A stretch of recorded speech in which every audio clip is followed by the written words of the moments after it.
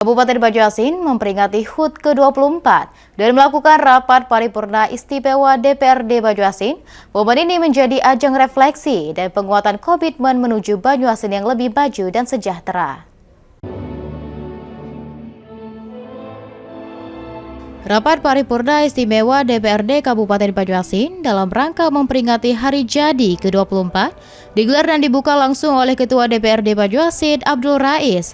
Kegiatan ini dihadiri Gubernur Sumatera Selatan, Bupati Banjarmasin, serta unsur Forkopimda dan tamu undangan.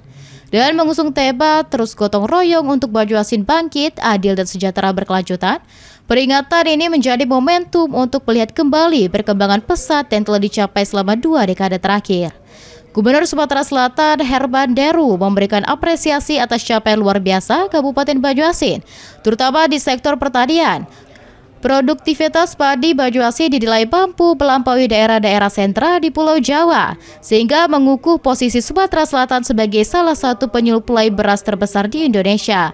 Herman Deru juga mengatakan, penurunan angka kemiskinan dan peningkatan produksi pakan menjadi indikator keberhasilan pembangunan di Banjarmasin. Kedepan, kehadiran pabrik-pabrik baru serta progres pembangunan pelabuhan Tanjung Cara diharapkan mampu mendorong pertumbuhan ekonomi dan menyerap tenaga kerja lokal.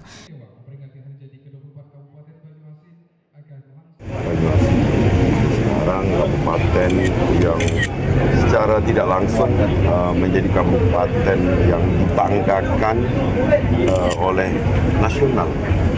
Apalagi kami di provinsi merasakan kabupaten ini sebagai Kabupaten Banjarmasin ini adalah salah satu kabupaten yang menopang nama baik Sumatera Selatan. Salah satunya penghasil pangan tingkatan tertinggi di Indonesia, berdampak kepada Sumsel menjadi peringkat ketiga. Sumsel juga menjadi terdongkrak. Gubernur Sumatera Selatan Herman Deru juga menekankan pentingnya inovasi aparatur pemerintah dalam memberikan pelayanan publik yang ramah dan humanis, serta meningkatkan kesadaran masyarakat dalam membayar pajak. Ridho Ilahi, PAL TV.